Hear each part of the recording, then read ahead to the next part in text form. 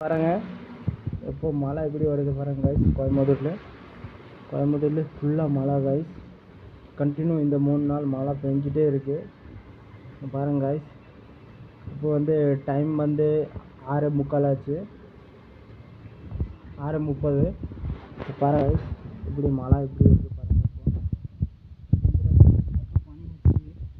continue पानी होता देखो नोड का